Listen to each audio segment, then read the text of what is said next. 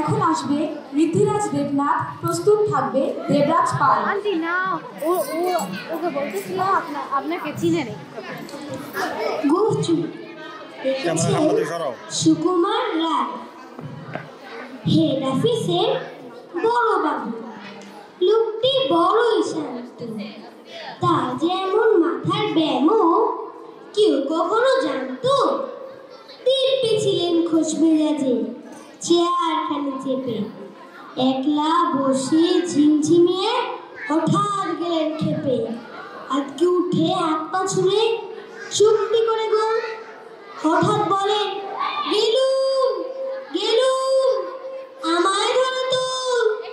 তাই শুনে কেউ বুদ্ধি দেখে, কেউ বা হাঁকে পুলিশ, কেউ বা বলে কামড়ে দেবে, সাবধানে তো তুলিস।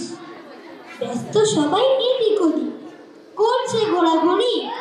বাবু হাঁকে, ওরে আমার গোপ গিয়েছে চুরি। গোপ হারানো আজব কথা, তাও কি হয় সত্যি? গোপ জোড়া তো তেমনি আছে, কমিয়ে এক রত্তি। সবাই তারে বুঝিয়ে বলে, সামনে ধরে আয় না, মোটেও গোপ হয়নি চুরি, কখনো তা হয় না। রেগে আগুন তেলে বেগুন টেনে বলেন তিনি, কারো কথার ধার ধারি রে, সব পাটাকেই চিনি।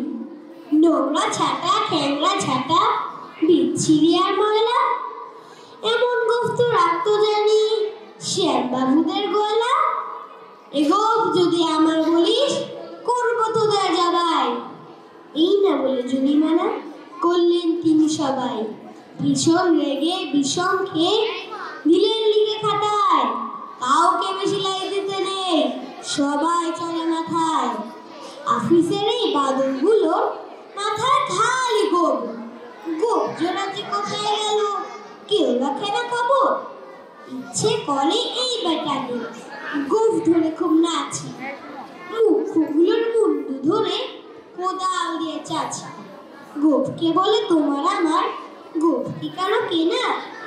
গোফের আমি, গোফের তুমি, তাই দিয়ে যাচ্ছে না। সবাইকে ধন্যবাদ।